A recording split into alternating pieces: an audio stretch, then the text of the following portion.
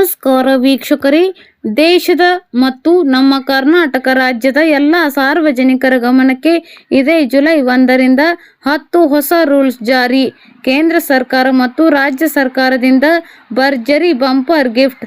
ದಿನನಿತ್ಯ ಬಳಕೆ ಮಾಡುವ LPG ಗ್ಯಾಸ್ ಹಾಗೂ ಪಿಂಚಣಿ ಪಡೆಯುವ 60 ವರ್ಷ ಮೇಲ್ಪಟ್ಟ ಹಿರಿಯ ನಾಗರಿಕರಿಗೆ ಹಾಗೂ ಬ್ಯಾಂಕ್ ಅಕೌಂಟ್ ಇದ್ದವರಿಗೆ, ಆಧಾರ್ ಕಾರ್ಡ್ ಇದ್ದವರಿಗೆ ಸೇರಿದಂತೆ ಸ್ವಂತ ವಾಹನ ಸವಾರರಿಗೆ ಸೇರಿದಂತೆ ದೇಶಾದ್ಯಂತ ಎಲ್ಲ ನಾಗರಿಕರಿಗೂ ಅನ್ವಯವಾಗುವಂತಹ ಹೊಸ ರೂಲ್ಸ್ ಜಾರಿಗೆ ತರಲಾಗಿದ್ದು, ದೇಶದ ಮತ್ತು ನಮ್ಮ ಕರ್ನಾಟಕದ ಪ್ರತಿಯೊಬ್ಬ ಸಾರ್ವಜನಿಕರು ಅಗತ್ಯವಾಗಿ ತಿಳಿದುಕೊಳ್ಳಬೇಕಾದ ಮಾಹಿತಿಯಾಗಿದೆ.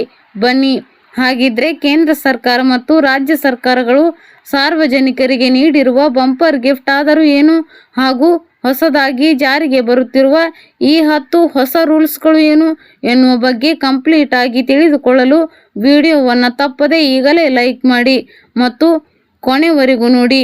ಮೊದಲನೆಯದಾಗಿ LPG ನಿಯಮಗಳಲ್ಲಿ ಬದಲಾವಣೆ. LPG ಮತ್ತು PNG ಎರಡೂ ಸಂಪರ್ಕಗಳನ್ನು ಹೊಂದಿರುವವರು ತಮ್ಮ LPG ಸಂಪರ್ಕವನ್ನು ರದ್ದುಪಡಿಸಲು ಕೇಂದ್ರ ಸರ್ಕಾರ 90 ದಿನಗಳ ಗಡುವು ನೀಡಿತು.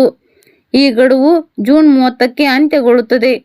ಹೀಗಾಗಿ ಜುಲೈ 1ರಿಂದ ನಿಯಮ ಪಾಲಿಸಿದವರಿಗೆ ಹೊಸ LPG ಸಿಲಿಂಡರ್ ಬುಕ್ಕಿಂಗ್ನಲ್ಲಿ ತೊಂದರೆ ಎದುರಾಗಬಹುದು. ಜೊತೆಗೆ KYC ಪೂರ್ಣಗೊಳಿಸಿದವರಿಗೂ ಗ್ಯಾಸ್ ಪಡೆಯಲು ಅಡಚಣೆ ಉಂಟಾಗುವ ಸಾಧ್ಯತೆ ಇದೆ. ಆದರೆ ಪರಿಸ್ಥಿತಿಗೆ ಅನುಗುಣವಾಗಿ ಸರ್ಕಾರ ಈ ಅವಧಿಯನ್ನು ವಿಸ್ತರಿಸುವ ಸಾಧ್ಯತೆ ಇದೆ. ಎರಡನೆಯದಾಗಿ LPG ಬೆಲೆ ಇಳಿಕೆಯಾಗುವ ಸಾಧ್ಯತೆ. ಮಧ್ಯ ಪ್ರಾಚ್ಯದ ಯುದ್ಧದ ಹಿನ್ನೆಲೆಯಲ್ಲಿ ವಾಣಿಜ್ಯ ಹಾಗೂ ಗೃಹ ಬಳಕೆಯ LPG ಸಿಲಿಂಡರ್ಗಳ ಬೆಲೆ ಏರಿಕೆಯಾಗಿತ್ತು.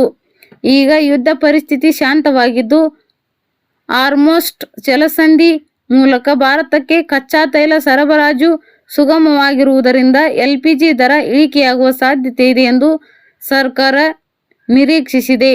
ಮೂರನೆಯದಾಗಿ ಆಧಾರ್ ಅಪ್ಡೇಟ್. UIDAI ಈ ತಿಂಗಳಿನಿಂದ ಆಧಾರ್ ಕಾರ್ಡ್ ಅಪ್ಡೇಟ್ಗೆ ಹೊಸ ಸೇವೆಯನ್ನು ಆರಂಭಿಸಿದೆ. ಜುಲೈ 1ರಿಂದ ಆಧಾರ್ ಆ್ಯಪ್ ಮೂಲಕ ನಿಮ್ಮ ಇಮೇಲ್ ವಿಳಾಸವನ್ನು ಉಚಿತವಾಗಿ ನವೀಕರಿಸಬಹುದು.